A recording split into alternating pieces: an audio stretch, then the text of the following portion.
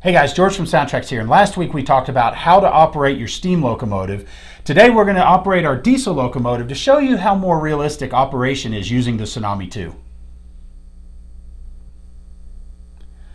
Okay, well first we've got our Tsunami2 diesel locomotive here in front of us.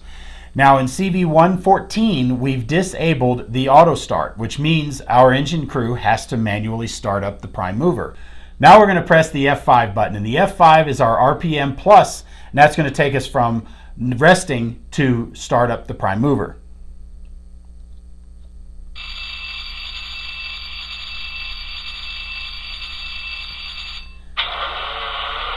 Now once the prime mover starts, you're going to hear the air compressor kick on as it's automatically working to charge up those air reservoirs. So now with our air reservoirs charged up, we can do our switching. Now first thing, we're going to build our train. So using momentum, we've got some momentum set in CV3 and 4, and we've also got some braking rates set in CV117 and 118. So first of all, we're going to build our train using the momentum and our F11 brake, which will trigger the independent brake.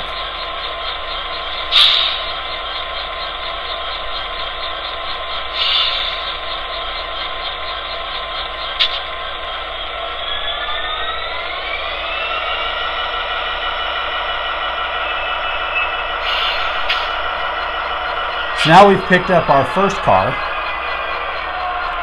So now we're going to pull forward as we go to the other track to pick up our other cars. We release our brakes and we get moving. Set our brakes, change direction. Now we're going to go get the other car.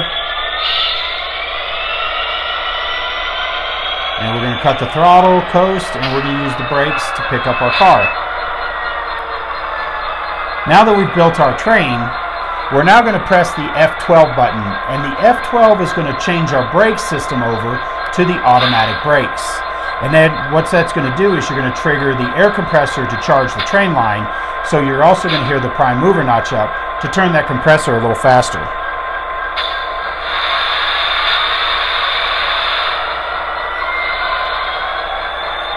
And this will run this way for about 30 seconds or so. In the real world, it'll take about 10 to 15 minutes. Now once we're tied in, let's say our air compressor is fully charged, our train line's ready to go. So now let's get our sequence to pull out of the yard. So first thing we have to do is we have to turn on our headlight. Then we're going to turn on our ditch light. So this is by default here, function 24.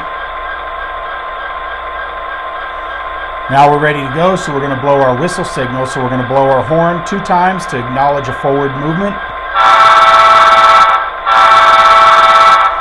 Turn on the bell. And we're going to slightly increase the throttle so that we can pull the slack out of our couplers. Now we're going to release the brakes.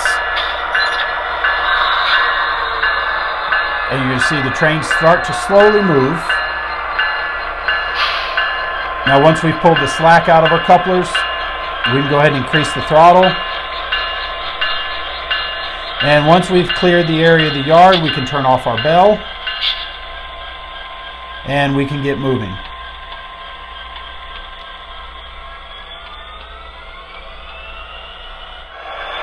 And now we're ready to stop, so we can cut our throttle.